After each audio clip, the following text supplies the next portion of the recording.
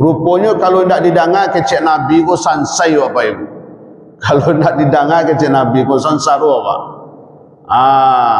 Maka Nabi Muhammad ditegur oleh Allah, meskipun mereka tidak mendengarkan kata-katamu Muhammad, ya kan, ndak usah berang. Fabima rahmatin minallahi linta lahum, maka dengan rahmat Allah engkau Muhammad berlaku lemah lembut terhadap mereka. Walau kunta fazzan ghalizal qalbi lanfaddu min haulik, sekiranya engkau bersikap keras dan berhati kasar, tentulah mereka menjauhkan diri darimu Muhammad. Kok berang Nabi ke pasukan waktu itu tentu tambah jauh lah umat tetaplah berlemah lembut.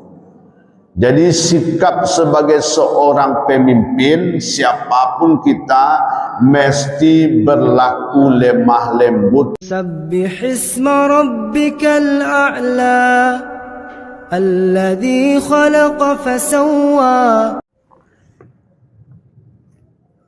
Assalamualaikum warahmatullahi wabarakatuh.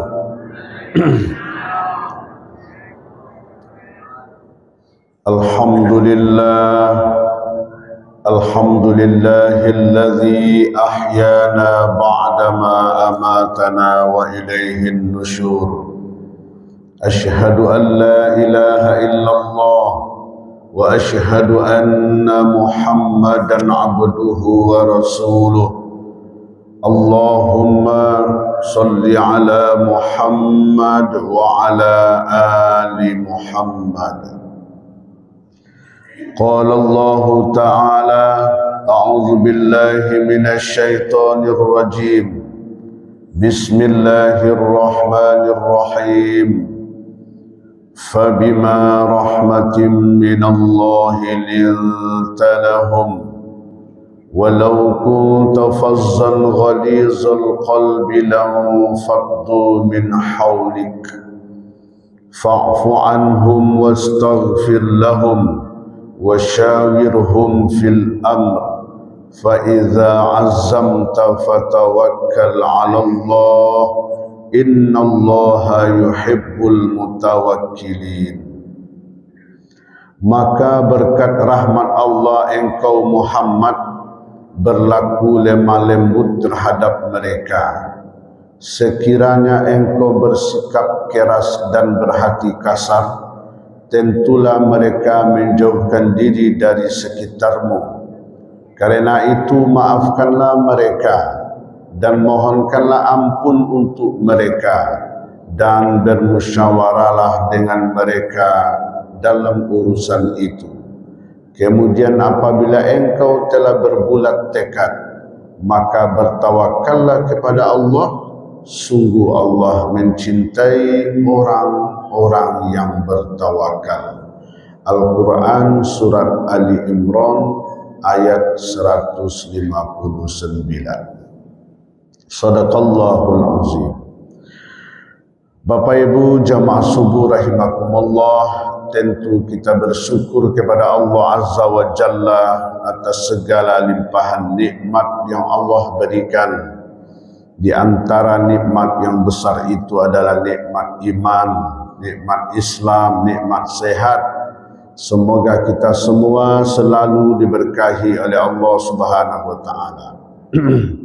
Kemudian salawat dan salam tercurah selalu kepada Rasulullah Muhammad sallallahu alaihi wasallam. Allahumma salli ala Muhammad wa ala ali Muhammad. Beliau telah meninggalkan dua pusaka kepada kita semua. Apabila kita berpegang teguh kepada pusaka itu, akan selamatlah hidup kita dunia dan akhirat. Itulah Al-Quran dan Sunnah. Sejenak mari Bapak Ibu kita melantunkan salawat bersama-sama. Salatullah salamullah ala Toha Rasulillah. Salatullah salamullah ala Yasin habibillah. Tawassalna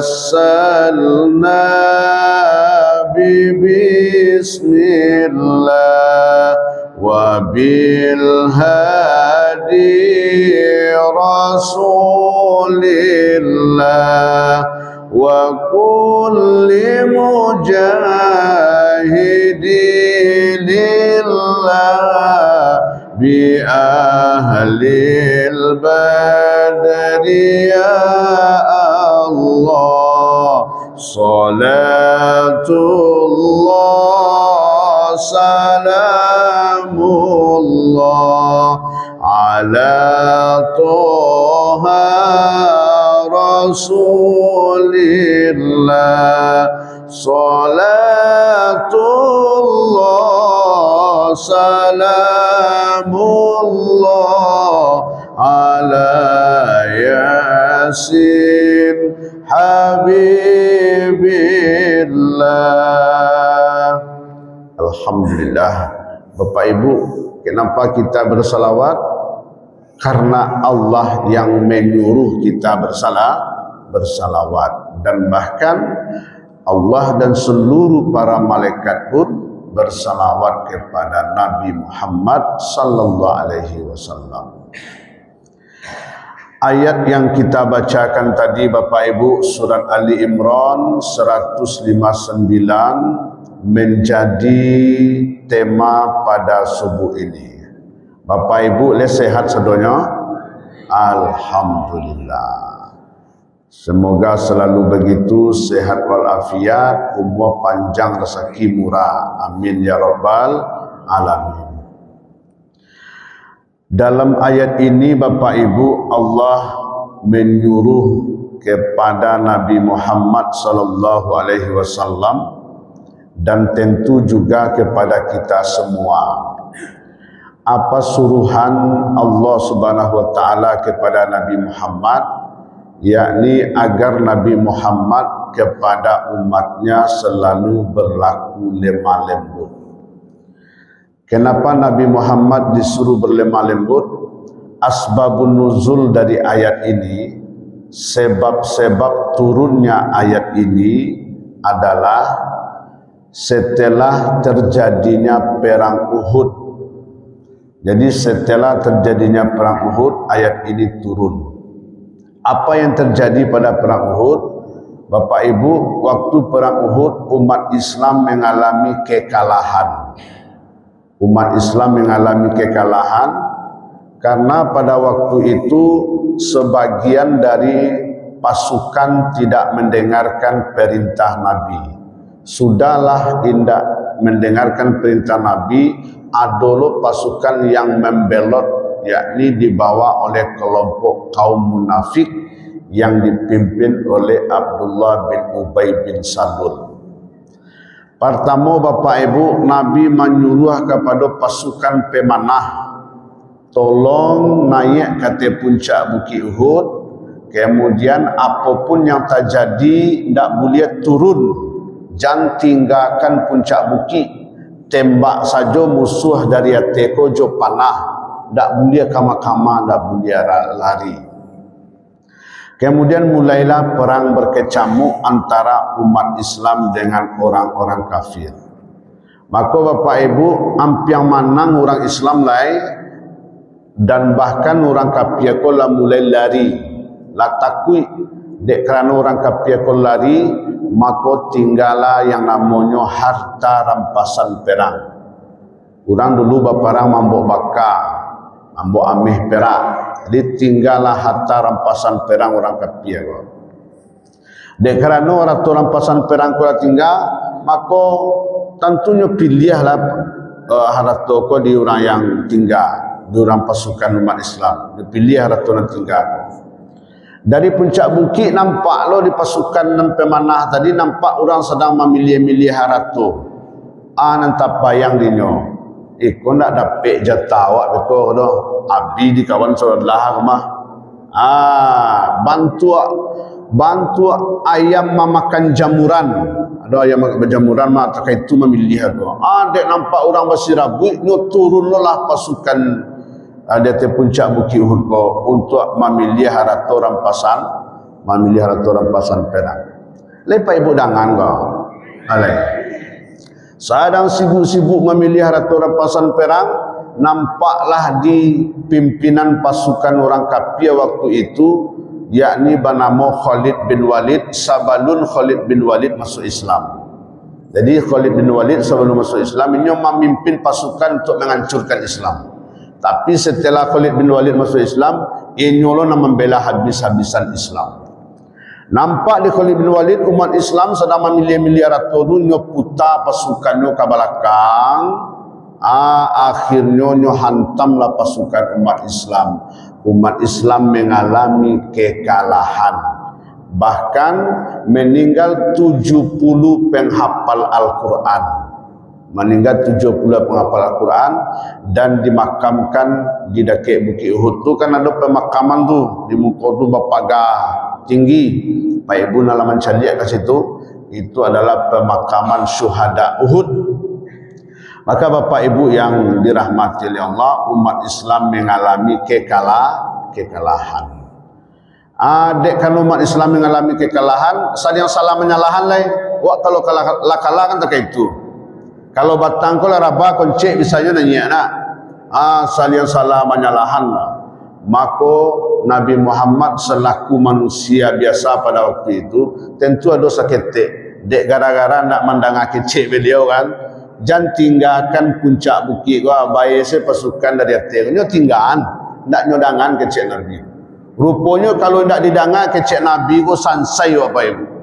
Kalau ndak didangar kecek Nabi ko sansaru apa. Maka Nabi Muhammad ditegur oleh Allah meskipun mereka tidak mendengarkan kata-katamu Muhammad, ya kan, ndak usah berang. Fabima rahmatin minallahi lintalahum, maka dengan rahmat Allah engkau Muhammad berlaku lemah lembut terhadap mereka. Walau kunta fazzan ghalizal qalbi lanfaddu min haulik, sekiranya engkau bersikap keras dan berhati kasar, tentulah mereka menjauhkan diri darimu Muhammad. Kok berang Nabi ke pasukan waktu itu tu tentu tambah jauh lah umat tetaplah berlemah lembut. Jadi sikap sebagai seorang pemimpin, siapapun kita mesti berlaku lemah lembut kepada orang yang kita pimpin. Dan apabila kita berlemah lembut, kita akan diterima oleh siapapun. Coba Bapak Ibu kau berang-berang Nabi nak ke sahabat-sahabat dalam perang tadi, walaupun lah kalah berang. Tak kamu lagi bisa berperang lagi tu. Tak kamu lagi kompak ni. Maka inti dari pemahaman ayat ini, siapapun kita berlemah lembutlah, maka orang akan tetap komitmen terhadap kita. Maka Bapak Ibu rahimakumullah, ajaran dari baginda Nabi Muhammad SAW tetap lemah lembut. Jadi sudah lanjut nak menangah kecek awak tu belum elok lo kenyo pak. Misalkan lepak orang ada berang-berang ke pak, atau nak nyudangan kecek pak durang, nak nyudangan kecek ibu durang, awak tetap yo lemah lembut kenyo ha. Baca rotoli taluk lewat tu. Lo calon dah. Nak nyudangan kecek ada tapi oleh elok kenyo. Kan barik mana tu ha. Barik. Tapi Bapak Ibu rahimakumullah, itulah cara menaklukkan orang tersebut. Maka Bapak Ibu, ada seorang ibu-ibu ke pendusi. Anyo bertanya kambo, kebetulan bukan penyuluh agama, buka ruang konsultasi kan itu. Kau awak nak wasabin BA-nya tu awak ada ibu-ibu sekecil boy kan. Ustaz, suami ambu parabo bana Ustaz, pamberang bana, you parabo bana tu. Stek-stek berang. Baca rombo menghadapi laki yang tak ikut Ustaz. Lakinya kan boleh tanyaan. Tapi ada penyuluh agama tu dia solusi. Ambo sampaikan ke beliau, ibu ni tahu di harimau macam. Tu awak tahu dia harimau ni ustaz. Abah harimau tu bu. Harimau tu ganas ustaz, jahit ustaz, menerkam ustaz. Tapi bu ada harimau yang takut dek pawangnya bu. Sehingga harimau kau bisa jadi alat mainan dia dalam sirkuit cembokan. Nyobok ke galanggang jadi alat mainan harimau kau patu harimau kau dia dibanjikan nyobok ke cembokan. Abah kok patu tu bu.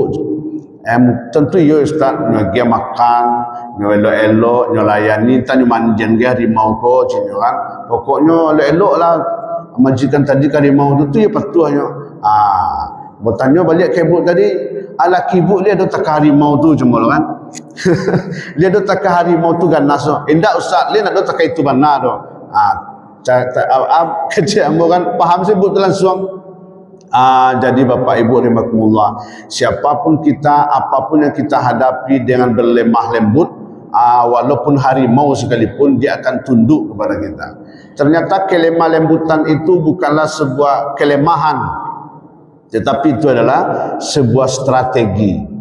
Maka bapak ibu, siapapun kita menjadi pemimpin, kalau berlemah lembut, kok di kantor, kok di kedai, kok di toko, kok di mana kan, kok di perusahaan, insya Allah orang akan loyal kepada kita, Cobalah Allah jelaskan ini. Sekiranya engkau berlaku keras dan berhati kasar, kata Allah, orang akan menjauhkan diri darimu, kata Allah kepada Nabi Muhammad. Jadi kalau kasar itu jauh orang kawak. Iya tu Pak Ibu. Lalu Ibu awak. Jadi kalau awak kasar siapapun, awak menggali kasar jauh orang di awak rumah. Yang mengamalkan lemah lembut kau kini Pak Ibu macam lihat orang di bank. Ya kan? Apa Ibu masuk ke bank pergi monitor piti atau menarik piti nak. Begitu masuk ke bank, nyo senyum kawak sekali. Nyo tanya kawak, ada yang bisa dibantu Pak? Senyum kan? Ada yang bisa dibantu bu? Nyo senyum, nyo lembut kawak. Sebab piti awak ke kedua wah. Jadi bapak ibu rahimakumullah, tetap berlaku lemah lembut kepada siapapun, meskipun kau orang tu nak nyodangan kecil awak, meskipun nyo melawan kawak, lemah lembutnya tapi katin garaman setena. Nyo awak lemah lembut tapi garaman dikatin setel. Ini bang, coba kan. Bapak ibu yang dirahmati Allah, kemudian perintah Allah yang berikutnya adalah setelah kita berlemah lembut, fa'fu anhum. Orang yang tadi itu maafkan. Sudah awak belok-elok kena tu maafkanlah ya Tuhan. Ya Allah, betul-betul tinggi budi pekerti baginda Rasulullah. Orang-orang yang begitu dimaafkan. Dalam kisah bapak ibu, Nabi Muhammad sering memaafkan orang yang meledeknya. Nabi Muhammad memaafkan orang yang meludahinya. Nabi Muhammad memaafkan orang yang membunuh, yang akan membunuhnya. Orang akan membunuhnya, dia maafkan. Dia dah tak itu awak tu Pak Ibu. Nak dah. Nak kata lok ke awak. Nak kata lok dah awak. Menyindia-nyindia saja seketika atas singguang. Karena sindia saja seketika atas singguang. Cali air yang saya orang seketika atas singguang. Nabi tak ada nyoludahan diorang, nyolatan ciri untuk kepungguangnya, nyampiang ke dibunuh lain, maafkan di baginda Nabi. Maka ibu bapa rahimakumullah, maaf itu apa artinya? Maaf itu bahasa Arab, bahasa awalnya arti diapui, dihapus. Di kesalahan orang tu, kesalahan orang kawat tu diapui, dari kanak-kanak. Fa'fu anhum. Kemudian yang lebih hebat Bapak Ibu, setelah awak maafkan orang tu, wastaghfir lahum, awak doakanlah orang tu. Ya Allah, sudah nyo salah awak elok-elok kenyo awak maafkan nyo, sudah tua disuruh oleh Allah untuk mendoakan orang tu, minta ampunkanlah untuk mereka. Oleh ya Allah. Ni taluk lah Bapak Ibu. Wah doa ibu Pak Ibu ni pernah mendoakan orang nan jahit kawak. Oh lain ustaz paling-paling nak tembak patui lepas jatuh. Ya kan? Orang nan jahit kawak tu ale berdoa je, tapi mungkin doanya lain tak. Kalau orang yang apa namanya? Kalau orang beriman doanya ya Allah, agar petunjuklah sianu tu. Agar petunjuklah sianu tu. Ya kan kejalanan elok. Jadi Bapak Ibu kan luar biasa agama awak tu. Sudahlah nyo jahit kawak, Sudah tua harus elok kainyo, wa maafkan lonyo. Sudah tua wa doakan lonyo. Jadi Bapak Ibu, karena ketika wa mendoakan orang lain, doa tu memantul kawa Bapak Ibu. Kan begitu juga dalam hadis, ketika wa mendoakan orang lain yang elok, doa tu memantul kawa. Tu makanya nak cocok doakan orang. Siapapun yang nampak dia ada orang sedang mendorong gerobak sate kan, atau mendorong gerobak ala menggale, ya Allah larislah dagangan nampak kau ya Allah, doakan. Tapi orang tu nak tahu doh, dan tak perlu doh wak dia tahu kalau wak lah mendoakannya. Ajan Pak Ibu dia tahu lo, wah kalau nak ada doa duluan, entahlah, hanya kan, tak perlu doh dia tahu doh. Di wak mendoakan orang tuan yang sih. Lepas Ibu dangan kau. Doakanlah Ustaz orang kasri. Doakan Ustaz tanpa sepengetahuan Ustaz, Ibu doakan Ustaz sehat walafiat. Ibu bapak yang dirahmati Allah. Kemudian yang lebih hebat adalah wasyawirhum fil sudah wak disuruh mendoakan orang tu, apa musyawarah lo jurang tu balik. Bawa lo nyoba iyo. Bawa lo undang rapik le Pak. Apa kalau rapik pengurus, kok rapik di apa nak rapik kaum, kadang wak undang orang nak mungkin pro kawak saja nak. Kok ada rapik di masyarakat, rapik sama-sama pengurus musaji di tempat awak nak, rapik di kantor. Kadang awak mengundang orang nak mungkin menerima ide awak saja. Tapi kalau nak mengkritik awak nak kamu awak mengundang. Kau payah nak undang. Kau undang kau indak. Rupanya siapapun awak undang bermusyawarah. Mau tahu Bapak Ibu, orang yang mengkritik awak itu sebenarnya solusi yang terbaik. Kadang orang nama iyo awak dong kan tunelok tu. Ya nak bada. Langsung nak bada. Ya setuju. Idenya nak do cik Allah, do tu setuju saja. Maka Bapak Ibu rahimakumullah, jangan sampai awak meninggalkan orang yang mengkritik awak. Orang yang mengkritik itu kadang sebenarnya magia solusi terbaik, cuma idenya nak sama di ide awak tu. Awak kan begitu kadang, kalau nak sama idenya jadi awak, itu salah tu. Anda sama idenya jadi awak, itu salah tu. Nak begitu baru. Maka Bapak Ibu rahimakumullah, banyak-banyak bermusyawarah wasyawirhum fil Kemudian dikunci oleh Allah, fa idza azamta fatawakkal 'ala Allah, innallaha yuhibbul mutawakkilin. Maka apabila engkau telah berbulat tekad, serahkanlah kepada Allah, sesungguhnya Allah Maha mencintai orang-orang yang bertawakal. Kasihnya apa Ibu? Maksudnya adalah awaklah belok-elok kainyo. Sudah tu lawak maafkan lonyo. Sudah tu lawak doakan lo nyo. Sudah tu lah bermusyawarah lo di nyo. Ndak yo melok yo kawak dah. Nyo adalah manusia tak kekong apa. Jawi balang puntuang banang wa. Jawi balang puntuang. Ba jawi balang puntuang wa. Di duluannya mak kalau wak di mukonya menandua, kalau wak di belakangnya hanya sifatnya wak ada mesti terketu. Awak lah belok-elok dinyo, lah bermaaf-maafan dinyo, lah wa doakan lo nyo, lah belok-elok lo mengecek dinyo, indak jo lai. Ndak yo cegaknya doh. Bertawakal saja kepada Allah. Serahkan kepada Allah. Biar Allah nak menegur orang tu. Jadi Bapak Ibu yang dirahmati Allah, ini inti kaji kita pada pagi ini. Semoga dapat kita amalkan. Begitu juga bagi ustaz yang menyampaikan. Tafakkaru ya ulil albab la'allakum turhamun. Assalamualaikum warahmatullahi wabarakatuh.